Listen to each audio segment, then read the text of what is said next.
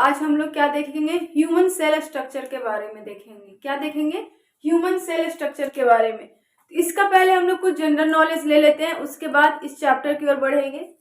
तो smallest cell क्या होता है, लार्जेस्ट सेल क्या होता है, सेल का डिस्कवरी कौन किए हैं, इसका प्रिंसिपल कौन दिए हैं, ये सारे चीज के बारे में पढ़ेंगे हम लोग। सबसे पहले क्या है, सेल है। सेल को हम लोग साइंटिफिक नेम में क्या कहते हैं? अगर हम लोग साइंस पढ़ना स्टार्ट करेंगे, सीनियर क्लास में जाएंगे, तो सेल नहीं क्या लिखा हुआ रहेगा, साइटो। जहां भी सेल वर्ड यूज होता है उस जगह पर साइंस बुक में क्या लिखा हुआ रहेगा, साइटो। अब सेल का अगर हम लोग स्टडी कर रहे हैं तो उसे क्या बोलेंगे, साइटोलॉजी। साइटोलॉजी कैसे बोले? साइटो मतलब क्या हुआ, साइटो मतलब हुआ सेल, और लॉजी मतलब क्या होता है, स्टडी। किसी भी वर्ड के लास्ट में अगर लॉजी लग गया तो उसे क्या बोलेंगे, स्टडी बोलेंगे। न्यूरोलॉजी, न्यूरो मतलब ब्रेन और लॉजी मतलब स्टडी, न्यूरोलॉजी। इसी तरह से हर एक ऑर्गन वाइज भी स्टडी होता है, तो सारे ऑर्गन का अलग अलग नाम होते हैं। उसी तरह से इसमें है, सेल है तो सेल को बोले साइटो, सेल का स्टडी को क्या बोले, साइटोलॉजी। अब इस चीज का डिस्कवरी कौन किए हैं? सबसे पहले इस चीज का डिस्कवरी कौन किए थे, रॉबर्ट हुक किए थे। कौन किए थे, रॉबर्ट हुक किए थे। उसके बाद लिविंग सेल का डिस्कवरी कौन किए हैं, एंटोन वॉन लीवेनहॉक। सेल का डिस्कवरी यही किए हैं, लेकिन वो डेड सेल था। कैसा था, जो हम लोग पेड़ का जो बार्क होता है, पेड़ को बार्क पे वो स्टडी किए थे। पेड़ का जो बार्क होता है, हनीकॉम्ब लाइक स्ट्रक्चर दिखा था, उस चीज पे ये स्टडी किए थे, और ये लिविंग सेल पे किए थे। किस पे किए थे, लिविंग सेल पे किए थे। कौन, एंटोन वॉन लीवेनहॉक। इसके बाद सबसे स्मॉलेस्ट सेल क्या है, स्मॉलेस्ट सेल ये पूरे वर्ल्ड का है, वर्ल्ड का है। इसमें सबसे स्मॉलेस्ट सेल क्या है, स्मॉलेस्ट सेल माइकोप्लाज्मा है। और लार्जेस्ट सेल क्या है, लार्जेस्ट सेल हम लोग का ऑस्ट्रिच का अंडा, ऑस्ट्रिच एग क्या है, लार्जेस्ट सेल कहलाता है। उसके बाद ये सेल थ्योरी का प्रिंसिपल किसने दिया? सेल पहले हुआ तो सेल के बारे में सब लोग बोले कि सेल आया कहां से, सेल का बर्थ कहां से हो रहा है, ऑरिजिन कहां से हो रहा है, न्यू सेल हो आ कहां से रहा। तो ये सारी चीज के बारे में कौन बता रहे थे, स्कैल्डन एंड स्वयं बताएं कि ये सेल का फॉर्मेशन कैसे हो रहा है। तो प्री एग्जिस्टिंग सेल से सेल का, न्यू सेल का फॉर्मेशन कहां से होता है, प्री एग्जिस्टिंग सेल से। यहाँ के हम लोग सेल डिवीजन पढ़ेंगे तो भी फिर से ये डिफिनेशन पढ़ेंगे, स्कैल्डन एंड स्वयं के बारे में पढ़ेंगे। जो ये सेल है, मानिए ये एक सेल है, इसके बीच में क्या हुआ, सेल डिवीजन हुआ। तो सेल डिवीजन होगा तो इसके अंदर क्या होता है, न्यूक्लियस होता है। अब न्यूक्लियस क्या होगा, डिवीजन होने के बाद इसके अंदर एक न्यूक्लियस, यही न्यूक्लियस डिवाइड होके इसमें भी चला गया और ये भी चली गया। प्री एग्जिस्टिंग सेल से न्यू सेल का फॉर्मेशन हुआ। ये क्या है, न्यू सेल है। तो न्यू सेल आया कहां से, पहले वाले सेल से, इसलिए बोलते हैं न्यू सेल फॉर्मेशन कहां से होता है, प्री एग्जिस्टिंग सेल से न्यू सेल का फॉर्मेशन होता है। उसके बाद ह्यूमन में पढ़ते हैं। ह्यूमन में ये तो हमने पूरे ओवरऑल वर्ल्ड के बारे में देखेंगे, स्मॉलेस्ट क्या होता है, लार्जेस्ट क्या होता है। इसमें देखेंगे कि ह्यूमन के बॉडी में आइदर मेल या फीमेल, ह्यूमन मतलब दोनों होगा ना, मेल और फीमेल, ये दोनों में लेके चलेंगे। तो स्मॉलेस्ट किस में होता है, मेल में होता है। मेल में कौन सा होता है, तो स्पर्म होता है। स्मॉलेस्ट सेल ह्यूमन में किसके पास होता है, मेल के पास होता है। तो क्या होता है, स्पर्म होता है। और लार्जेस्ट सेल ह्यूमन में किसके पास होता है, फीमेल के पास होता है। किसके पास होता है, फीमेल के पास होता है। वो क्या है, ओवम है, जिसको हम लोग फीमेल एग भी बोल सकते हैं। उसके बाद है कौन सा ऐसा सेल है जहां सेल डिवीजन नहीं होता है, कौन सा ऐसा सेल है जहां सेल डिवीजन नहीं होता, क्या है, न्यूरॉन है। इसीलिए बोला जाता है, सरकार हेलमेट लगाने के लिए क्यों बोलते हैं, अगर ब्रेन डैमेज हुआ, ब्रेन का इंटरनल ऑर्गन डैमेज हुआ तो वो रिकवरी नहीं करता है, खुद से रिपेयर वो नहीं करता है, इसीलिए हेलमेट लगाने के लिए बोला जाता है। और सबसे फास्ट सेल डिवीजन कहाँ होता है, लीवर के पास होता है। अगर ये लीवर है, मानिए ये कुछ इस तरह से लीवर है, लीवर में इस तरह से कट भी लग गया तो काफी तेज यहाँ सेल डिवीजन होता है। यहाँ सेल डिवीजन काफी ज्यादा फास्ट होता है और ये खुद से करना स्टार्ट कर देता है, अपना रिपेयर ये खुद से स्टार्ट करता है। लेकिन न्यूरॉन के पास ऐसा कोई भी चीज नहीं है, अगर न्यूरॉन फटा तो उसका कोई भी इलाज नहीं हो सकता, क्योंकि वहां सेल डिवीजन नहीं है। सेल डिवीजन होगा तभी उसको फिल करेगा। अगर कहीं पे भी जख्म होता है तो जख्म फिर से भरता क्यों है, क्योंकि वहां सेल डिवीजन फास्ट हो जाता है। वो जानते हैं कि जो मेरा एरिया था यहाँ पे खाली हो चुका है, मेरा सेल डैमेज हो चुका है, डेड हो चुका है, तो वहां पर सेल डिवीजन फास्ट कर देता है। अब ये सेल डिवीजन ग्रो कैसे हो रहा है, आगे बढ़ कैसे रहा है, वो जो वुंड हुआ है उसको फिलफिल कैसे करेगा। तो पुराना कोई सेल है, मानिए ये सेल है, यहाँ पर सेल है, यहाँ जख्म हुआ है, क्या हुआ है, यहाँ ये जख्म हुआ है, ये जख्म हुआ है, तो इस जगह से सेल डिवीजन स्टार्ट करेगा, तो न्यू सेल ऊपर जाना स्टार्ट करेगा, न्यू सेल ऊपर जाना स्टार्ट करेगा, ओल्ड वाला सेल यहीं रह जाएगा। इससे पेड़ भी ग्रो कैसे करता है, जो ओल्ड सेल होता है वो नीचे रह जाता है, लेकिन जो न्यू सेल आता है वो धीरे धीरे ऊपर चलते जाता है, इसीलिए सेल लंबा होता है, पेड़ लंबा होता है। और जो लेंथ क्यों ग्रोथ होता है, अब सेल डिवीजन हो रहा है तो ऐसा तो नहीं कि बस ऊपर से जा रहा है, सेल डिवीजन नीचे की ओर भी फैलता है, इसलिए लॉन्गिट्यूडनल और लैटिट्यूडनल दोनों साइड होता है, वर्टिकल और हॉरिजॉन्टल दोनों साइड में पेड़ का ग्रोथ होता है। अब हम लोग जनरल नॉलेज देख लिए थे, सेल का डिस्कवरी कौन किया, प्रिंसिपल, ये सब सारा। अब हम लोग चैप्टर पे आते हैं, चैप्टर का स्टडी इंट्रोडक्शन में क्या है। सेल का जब चैप्टर स्टार्ट करेंगे तो उसका इंट्रोडक्शन में कुछ इस तरह से दिया हुआ रहेगा। देखिए एग्जाम्पल से पहले बताते हैं, उसके बाद इसको स्टडी करेंगे। तो जिस रूम में बैठ के अगर हम लोग वीडियो या देख रहे हैं उसमें एक चीज से गौर कीजिएगा, रूम बना किस चीज से है, रूम वो बना हुआ किस चीज से होगा, ब्रिक से बना हुआ होगा। बस ब्रिक नहीं रहेगा, सीमेंट है, छड़ है, हर तरह का चीज है, लेकिन एक यूनिट क्या माना जाएगा, ब्रिक को मान सकते हैं एक यूनिट। तो बहुत सारा अगर ब्रिक खड़ा कर दिया जाए, काफी ऊंचा तक अगर ब्रिक खड़ा कर दिया जाए तो क्या बनेगा, वॉल बनेगा।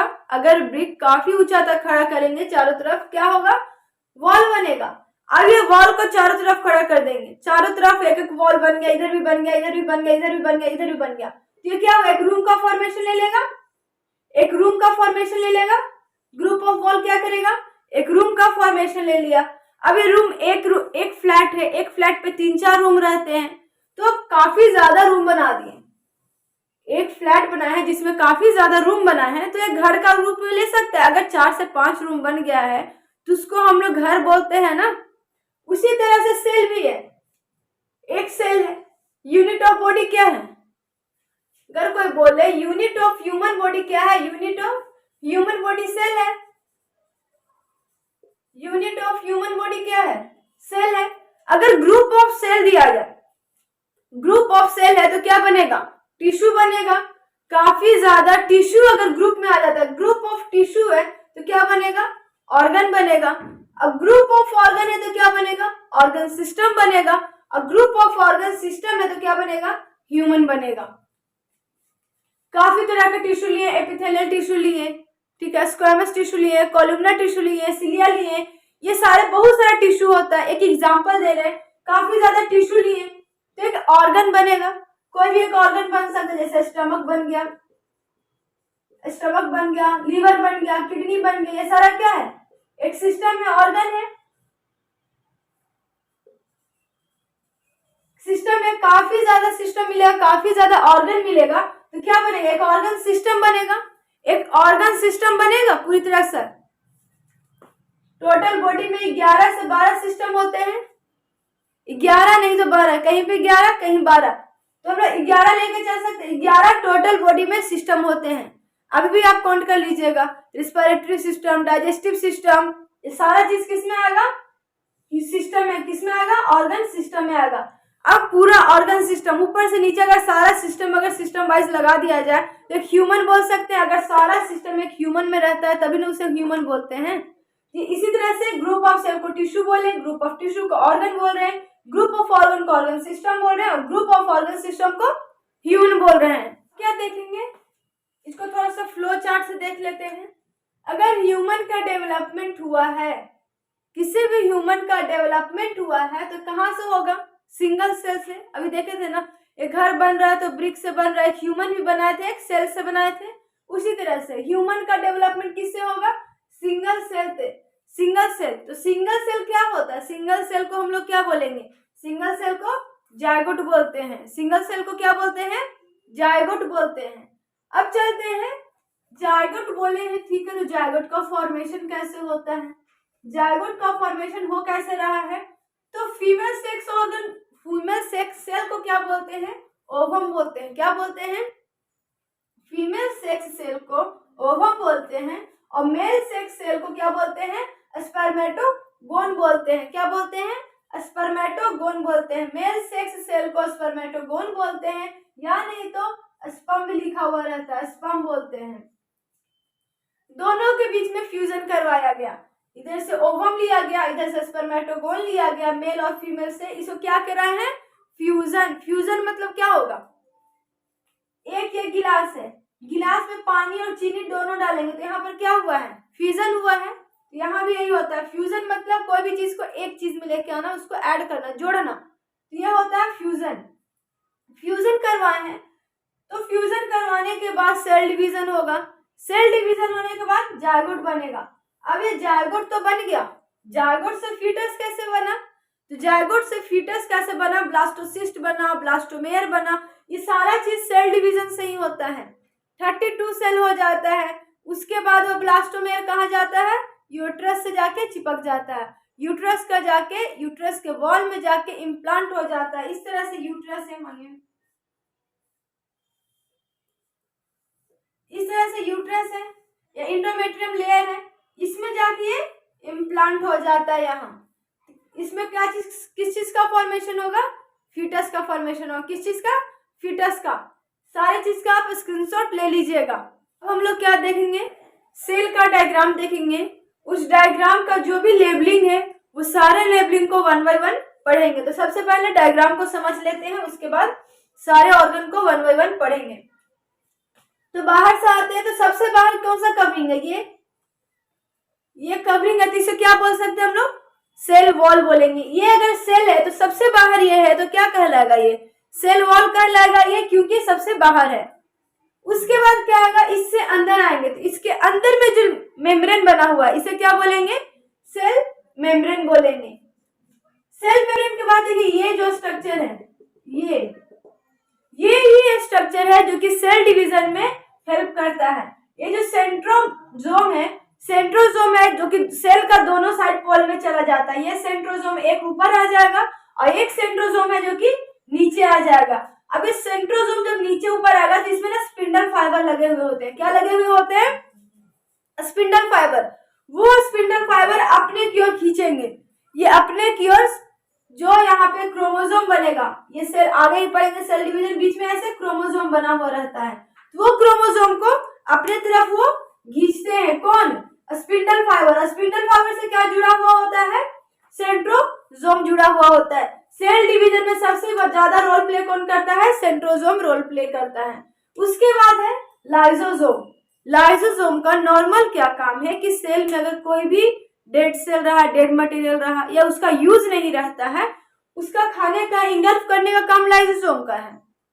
लेकिन काफी ज्यादा क्या होता है कि अगर सेल डेथ काफी ज्यादा हो रहा है, रेगुलर सेल डिवीजन हो रहा है, यूजलेस सेल इसमें आ गया है जो कि डाइजेस्ट किए जा रहा है, एक टाइम ऐसा आता है कि इसका जो एंजाइम होता है काफी ज्यादा रिलीज होता है और खुद के ही सेल को वो खा जाता है, खुद के ही सेल को ये इंगल्फ कर लेता है। उस टाइम ये भी नहीं पहचान पाता है कि ये मेरा हेल्प के लिए सेल है या हार्मफुल के लिए सेल है।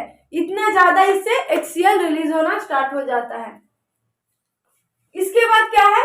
साइटोप्लाज्म। साइटोप मतलब क्या होता है? सेल, और प्लाज्म मतलब होता है लिक्विड सब्सटेंस, जो भी फ्लूइड है। तो ये सेल है, तो सेल को प्रोटेक्ट करने के लिए कुछ तो होगा। तो सेल को प्रोटेक्ट कौन करता है? साइटोप्लाज्म करता है। साइटोप्लाज्म पूरे सेल में फ्लूइड लाइक स्ट्रक्चर होता है, पूरे सेल में भरा हुआ होता है वो फ्लूइड, जो कि एक दूसरे से वो बचाता है। कोलैप्स, सेल को कोलैप्स नहीं होने देता है। ये सेल को कोलैप्स होने से कौन बचाता है? साइटोप्लाज्म बचाता है। उसके बाद है गोल्गी एपरेटस। गोल्गी एपरेटस का काम क्या है? प्रोटीन को ट्रांसपोर्ट करना। जहां भी प्रोटीन कम रहेगा वहां लेके जाना। अगर मानिए पूरे बॉडी में सेल है, यहाँ के सेल के पास प्रोटीन ज्यादा है और इधर प्रोटीन कम है, तो यहाँ से लेके आएगा। गोल्गी बॉडी क्या करेगा? गोल्गी बॉडी भी इसका नाम होता है, गोल्गी एपरेटस भी इसी का नाम है। तो ये यहाँ ज्यादा प्रोटीन है तो यहाँ से लेके आएगा यहाँ। अगर जो एथलीट्स लोग हैं जो काफी ज्यादा दौड़ते हैं तो उनको प्रोटीन का जरूरत सबसे ज्यादा कहाँ होगा? लेग के पास होगा। तो वो प्रोटीन आइदर और भी जो सेल है वहां से प्रोटीन लेगा और लेग के सेल के पास पहुंचाएगा, क्योंकि वो सेल ज्यादा वर्क कर रहे हैं तो उसे प्रोटीन की एनर्जी की ज्यादा रिक्वायरमेंट है। तो जहां प्रोटीन का रिक्वायरमेंट कम है वहां से लेकर जहां नीड है वहां लेकर जाएगा कौन, गोल्गी एपरेटस लेके जाएगा। अब ये काफी ज्यादा कॉम्प्लेक्स स्ट्रक्चर देखने को लग रहा होगा, लेकिन एक वन बाय वन पढ़ लेते हैं इसको। सबसे जो इंटरनल पार्ट है उसे क्या बोलते हैं, न्यूक्लियस बोलते हैं। क्या बोलते हैं, न्यूक्लियस। अब ये न्यूक्लियस को जो कवर कर रहा है इसके बोलेंगे न्यूक्लियस इनवेलप। क्या बोलेंगे, न्यूक्लियस इनवेलप। उसके बाद बाहर जाते हैं तो कुछ इस तरह से इंडोप्लाज्मिक रेटिकुलम, इंडोप्लाज्मिक रेटिकुलम का कुछ इस तरह से स्ट्रक्चर होता है, कुछ इस तरह से स्ट्रक्चर हो किसका, इंडोप्लाज्मिक रेटिकुलम का स्ट्रक्चर होता है। तो ये नॉर्मल इंडोप्लाज्मिक रेटिकुलम है, लेकिन इसके ऊपर अगर राइबोसोम लग गया इसको बोलेंगे रफ इंडोप्लाज्मिक रेटिकुलम। अगर जिसके ऊपर रफ इंडोप्लाज्मिक रेटिकुलम नहीं है उसे क्या बोलेंगे, स्मूथ इंडोप्लाज्मिक रेटिकुलम। देखने में लग रहा है कि इस पे नहीं है, पर ये गलत है। इंडोप्लाज्मिक रेटिकुलम के दोनों स्मूथ हो या रफ हो, दोनों के ऊपर राइबोसोम होते हैं, लेकिन एक होता है जिसपे दिख रहा है उसके ऊपर कैप्सूल नहीं होता है, और जो स्मूथ इंडोप्लाज्मिक रेटिकुलम होता है वो कैप्सूल से कवर होता है, कैप्सुलेटेड होता है, इसीलिए लगता है कि उसके ऊपर राइबोसोम नहीं है। तो ये सोचना गलत है कि एक के ऊपर राइबोसोम होता है और एक के ऊपर राइबोसोम नहीं होता है। होता है दोनों के ऊपर है, लेकिन एक के ऊपर कैप्सूल रहता है, एक के ऊपर कैप्सूल नहीं रहता है। तो जिसके ऊपर रफ इंडोप्लाज्मिक जिसे बोल रहे हैं, जिसके ऊपर राइबोसोम है वो क्या कहलाएगा, रफ इंडोप्लाज्मिक रेटिकुलम। और जिसके बाद नहीं है, रफ इंडोप्लाज्मिक रेटिकुलम है जो कि न्यूक्लियस के तरफ होता है। ये नहीं कि जहां मन वहां बना दिए कि रफ इंडोप्लाज्मिक रेटिकुलम कहीं और बना दिए, स्मूथ कहीं और बना दिए, नहीं, न्यूक्लियस के तरफ होगा रफ इंडोप्लाज्मिक रेटिकुलम और न्यूक्लियस से दूर होगा स्मूथ इंडोप्लाज्मिक रेटिकुलम। दोनों में क्लियर हुआ, स्मूथ कब कह रहे हैं और रफ कब कह रहे हैं। और उसके बाद आता है राइबोसोम। राइबोसोम का क्या काम है, प्रोटीन एनर्जी का सिंथेसिस करना। सिंथेसिस ऑफ प्रोटीन कौन करता है, राइबोसोम। उसके बाद क्या है, माइटोकॉन्ड्रिया। माइटोकॉन्ड्रिया क्या है, एनर्जी सेल है, powerhouse of the cell है, एनर्जी यहीं से बनता है। एटीपी का फॉर्मेशन कहां से होता है, माइटोकॉन्ड्रिया से ही एटीपी का फॉर्मेशन होता है। किसका होता है, एटीपी का फॉर्मेशन माइटोकॉन्ड्रिया से होता है। इसके बाद इसमें और भी चीज पढ़ना होता है कि डबल मेम्ब्रेन किसमें है, सिंगल मेम्ब्रेन किसमें है। तो जो माइटोकॉन्ड्रिया होता है वो डबल मेम्ब्रेन होता है, जो न्यूक्लियस होता है वो सिंगल मेम्ब्रेन होता है, गोल्गी एपरेटस है जो सिंगल मेम्ब्रेन है, राइबोसोम है जो सिंगल मेम्ब्रेन है।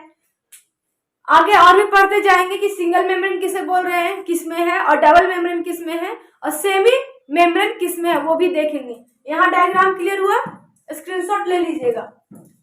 अब वन बाय वन एक ऑर्गन को पढ़ते हैं। तो सबसे आउटर कवरिंग क्या था, सेल वॉल था। क्या था, सेल वॉल था। तो सेल वॉल से क्या समझ में आ रहा है, अगर कोई भी पर्सन अगर आपको बोल रहा है कि सेल वॉल के बारे में कुछ बोलिए तो सबसे पहले दिमाग में क्या आता है, सेल वॉल है जो कि आउटर कवरिंग है। किसका, सेल वॉल है, आउटर कवरिंग है तो किसका है, सेल का है। अब एक चीज बताइए कि सेल वॉल है प्लांट में प्रेजेंट होगा या एनिमल में प्रेजेंट होगा। सेल वॉल है जो कि प्लांट में प्रेजेंट होगा या एनिमल में प्रेजेंट होगा। अगर प्लांट में प्रेजेंट होता है, अगर एनिमल में प्रेजेंट होता है तो क्या होता है, दोनों में अगर लेके चलते हैं कि पहले दोनों में हम वॉल बना के दिखाते हैं तो फिर बताएंगे कि किस में होता है नहीं होता है। मानिए प्लांट का सेल है, प्लांट का सेल कुछ इसी तरह से बना हुआ दिखेगा। ये रहा एनिमल का सेल है, ठीक है।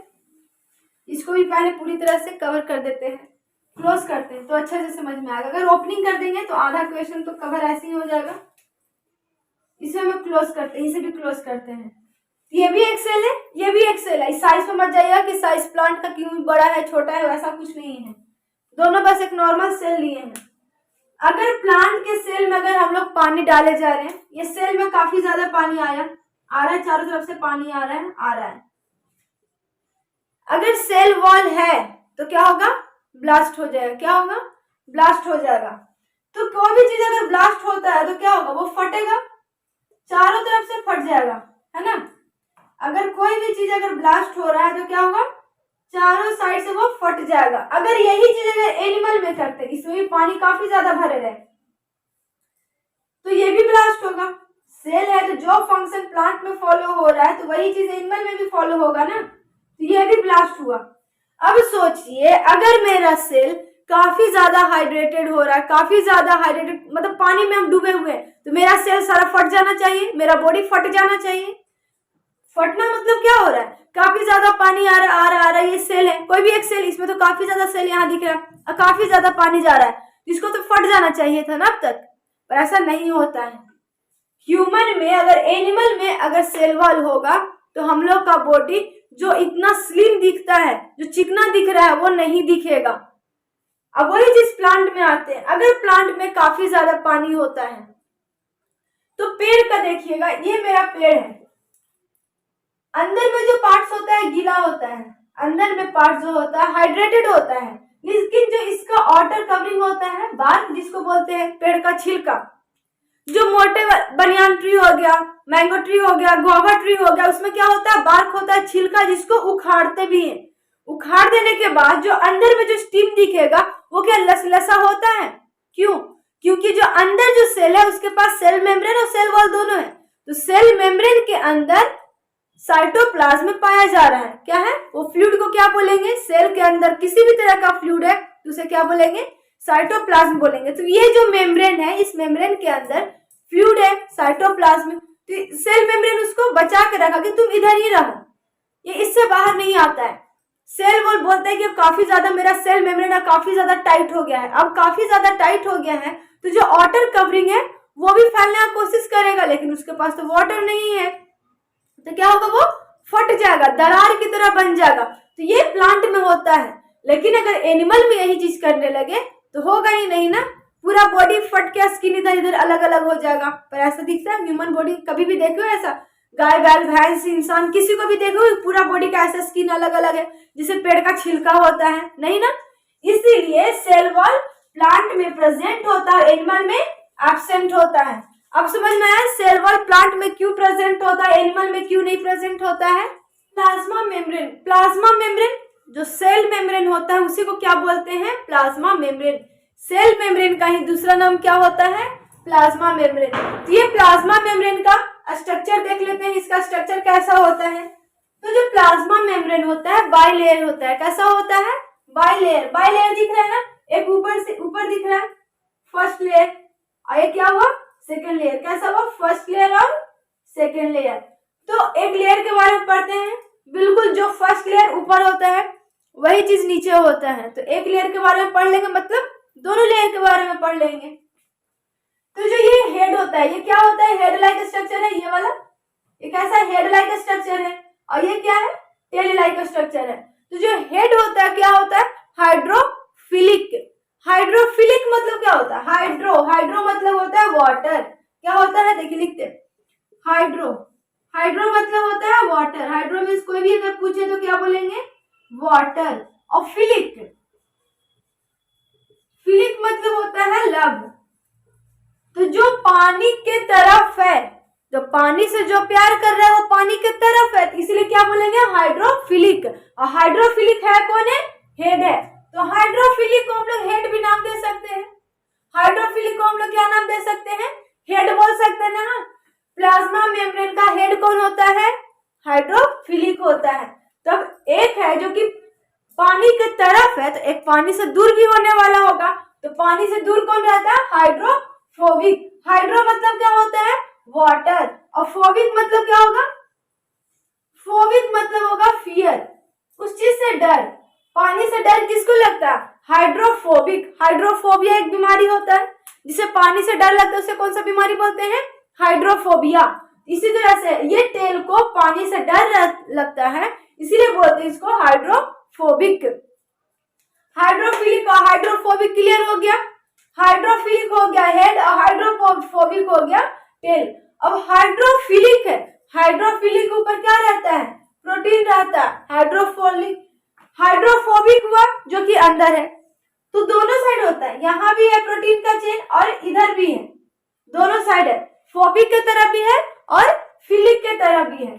लेकिन जो पूरे में होता है, जो आउटर से इनर पूरे को कवर कर रहा है, उसे क्या बोलेंगे, चैनल बोलते हैं। क्या बोलते हैं, चैनल। उस चैनल से क्या आता है, जो भी डिजायर, या जो सेल के लिए हेल्पफुल रहेगा वो सब्सटेंस, यहाँ से क्या आएगा, सब्सटेंस आता है। और ये जो आउटर से होता है वहां से कोई भी छोटे छोटे पार्टिकल्स जो आते हैं। सेल मेम्ब्रेन कैसा होता है, सेमी परमिएबल ना। सेल मेम्ब्रेन का प्रॉपर्टी होता है ये क्या है, सेमी परमिएबल। सेमी परमिएबल मतलब सब कुछ अंदर नहीं आ सकता है, जो छोटा पार्टिकल्स है वही अंदर आएगा, जो सिलेक्टेड सब्सटेंस है वही अंदर आएगा, सिलेक्टेड आयंस है वही अंदर आएगा। अब ये है क्या है, प्रोटीन है। क्या है, ग्लाइको प्रोटीन है। ग्लाइको मतलब होता है ग्लूकोज और प्रोटीन लिपिड का चेन को बोलते हैं प्रोटीन। तो क्या है, ग्लाइको प्रोटीन है। ग्लाइको प्रोटीन के ऊपर क्या होता है, कार्बोहाइड्रेट का चेन है। क्या है, कार्बोहाइड्रेट का चेन है। कार्बोहाइड्रेट का फॉर्मूला क्या हो सकता है, कार्बोहाइड्रेट का फॉर्मूला में जितना भी कार्बन है, कार्बन का नंबर हम लोग x मान लेते हैं और H2O Y मान लेते हैं। इसको बैलेंसिंग करने के लिए बोल सकते हैं ना, कार्बोहाइड्रेट का ये फॉर्मूला है।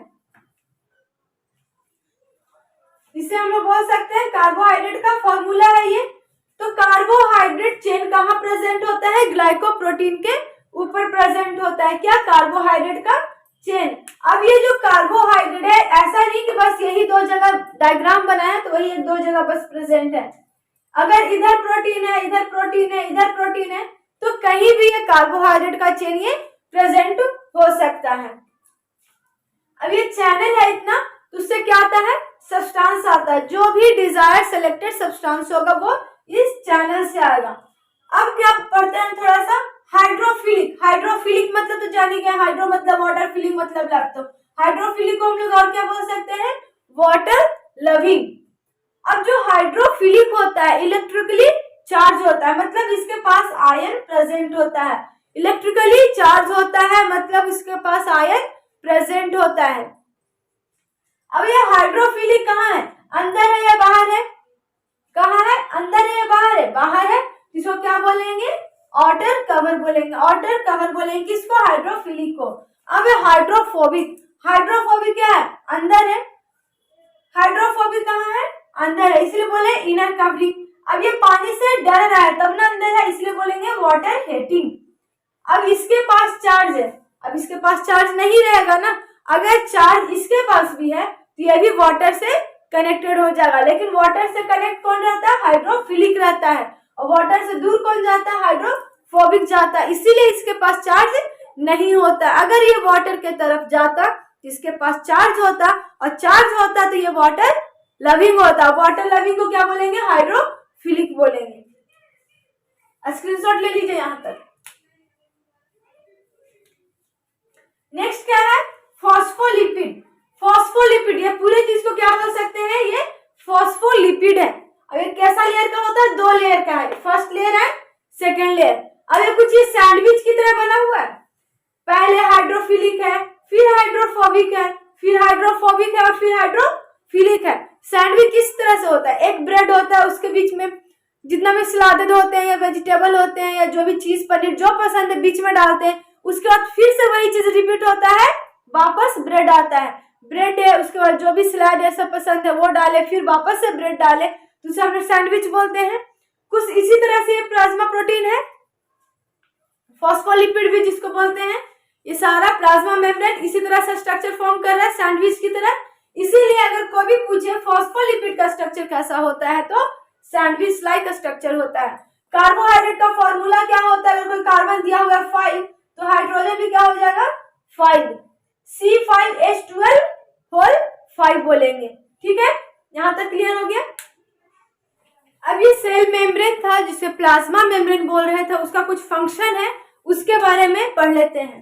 तो ये जो सेल मेम्ब्रेन के ऊपर कुछ प्रोटीन पाया हुआ था, ये था हाइड्रोफिलिक बना हुआ था, इसके ऊपर प्रोटीन इस तरह से बना हुआ था, ग्लाइकोप्रोटीन बना हुआ था, उसी के बारे में पढ़ें। किसके बारे में, ये जो ग्लाइकोप्रोटीन बना हुआ था फॉस्फोलिपिड है, फॉस्फोलिपिड था स्ट्रक्चर, ये हाइड्रोफिलिक था, ये हाइड्रोफिलिक के ऊपर ग्लाइकोप्रोटीन बना हुआ था, इसके बारे में पढ़ेंगे।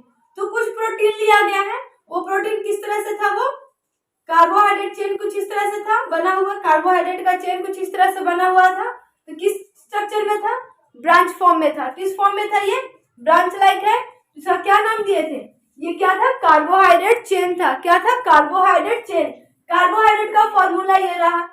अब कार्बोहाइड्रेट मतलब दो होता है। कार्बोहाइड्रेट कितना तरह का होता है? दो तरह का। एक होता है ग्लूकोज और एक होता है फ्रक्टोज। क्या होता है? एक होता है ग्लूकोज, एक होता है ग्लूकोज और एक होता है फ्रक्टोज। अगर कोई पूछे कि कार्बोहाइड्रेट कितने तरह का होता है, तो कार्बोहाइड्रेट दो तरह का होता है। एक होता है ग्लूकोज और एक होता है फ्रक्टोज। अब ये बहुत सारा अगर कार्बोहाइड्रेट था, कार्बोहाइड्रेट कहाँ बहुत सारा अटैच था? बाहर साइड में। अब ये बाहर साइड में तो था, पर इसका काम क्या कर रहा था? सेल को इम्यूनोलॉजिकल आइडेंटिटी दे रहा था। क्या दे रहा था? सेल को इम्यूनोलॉजिकल आइडेंटिटी दे रहा था कि कोई भी सेल के अंदर अगर कोई फॉरेन पार्टिकल्स आएगा तो किसके अंदर जाएगा? सेल के अंदर। तो उस चीज से लड़ने का काम कौन करेगा? यही काम करेगा। इस तरह से कुछ काम होता है। ठीक है। सेल के बाहर जो कार्बोहाइड्रेट प्रोटीन पाया जाता है उसका क्या होता है? सेल इट्स इम्यूनोलॉजिकल आइडेंटिटी का उसका काम होता है। नेक्स्ट पॉइंट क्या है इसका? ये जो सेल मेम्ब्रेन है, जो प्लाज्मा मेम्ब्रेन है, रिसेप्टर का काम करता है। किस चीज का रिसेप्टर काम करता है? हार्मोन का। और जो केमिकल मैसेज आता है, जो भी केमिकल मैसेज आ रहा है, कोई हार्मोन है, उसको अगर अंदर लेना है तो कौन करेगा? सेल मेम्ब्रेन का ही ये काम होता है। तो किस चीज का ये रिसेप्टर है? Peptide hormone. ये जो भी पेप्टाइड करने का मतलब जो लिपिड से ड्राइव हुआ हो। किससे ड्राइव हुआ? लिपिड से ड्राइव हुआ। तो इसका एग्जाम्पल क्या है? Steroid hormone. क्या है? Steroid hormone. सेल मेम्ब्रेन है जो कि रिसेप्टर का काम करता है। अब किस चीज का रिसेप्टर करता है? हार्मोन का करता है। और केमिकल मैसेज आता है, जो भी हार्मोनल मैसेज या केमिकल मैसेज आता है वो कौन रिसीव करेगा? सेल मेम्ब्रेन रिसीव करता है। अब ये कौन सा हार्मोन रिसीव करता है? जो पेप्टाइड हार्मोन होता है। पेप्टाइड हार्मोन कहने का मतलब जो लिपिड से जिसका फॉर्मेशन हुआ हो। और लिपिड से फॉर्मेशन कौन सा हार्मोन का हुआ है? स्टेरॉइड हार्मोन का हुआ है। नेक्स्ट पॉइंट क्या है? ये जो मेम्ब्रेन होता है ट्रांस मेम्ब्रेन प्रोटीन होता है। क्या होता है? ट्रांस मेम्ब्रेन प्रोटीन होता है। कहने का मतलब कि ये मेम्ब्रेन से एक, अगर ये बाहर है, ये इनर साइड है, ये आउटर साइड है, तो ये मेम्ब्रेन है। तो अगर इधर सीधे अगर मूवमेंट हो रहा है तो क्या बोलेंगे? Trans membrane. इस साइड से इस साइड में अगर कोई भी सब्सटेंस आ रहा है तो उसे बोलेंगे ट्रांस मेम्ब्रेन। और अगर प्रोटीन आ रहा है तो क्या बोलेंगे? Transmembrane protein. तो किसके थ्रू आता है? चैनल के थ्रू आता है। जब हम लोग मेम्ब्रेन बनाए थे बीच में कुछ इस तरह से चैनल बनाए थे, प्रोटीन चैनल। इधर हाइड्रोफिलिक बनाए थे, हाइड्रोफोबिक बनाए थे, ग्लाइकोप्रोटीन बनाए थे, कुछ इस तरह से डायग्राम बनाए थे। तो वही है, उस चैनल से क्या होता है? जो भी वाटर सोल्यूबल आयन होते हैं, जो भी वाटर सोल्यूबल आयन होते हैं उस मेम्ब्रेन को क्रॉस कर जाते हैं। उसके बाद है कुछ सब्सटेंस है जो कि बाय द पंप आते हैं। पंप आने का मतलब, पंप हुआ कहने का मतलब जो बड़ा, अब होते कि ऐसा तो नहीं कि जो छोटे बस सब्सटेंस है वही सेल के लिए यूजफुल है, बड़े सब्सटेंस भी यूजफुल होते हैं, तो उसको बाय द पंप लाते हैं। इसको भी 3 डायग्राम में बताएंगे। डिफ्यूजन होता है, फैसिलिटेड डिफ्यूजन होता है, पैसिव डिफ्यूजन होता है। ये सारे चीज में बताएं कि किस तरह से मेम्ब्रेन को क्रॉस कर रहा है। यहाँ हम लोग जान लिए कि सेल का जो मेम्ब्रेन है उससे हार्मोन आ रहा है, प्रोटीन आ रहा है, मिनरल आ रहा है, केमिकल आ रहा है। तो किस तरह से कौन से फ्यूजन से, कौन से डिफ्यूजन से अंदर कौन आएगा, ये पढ़ते हैं अब।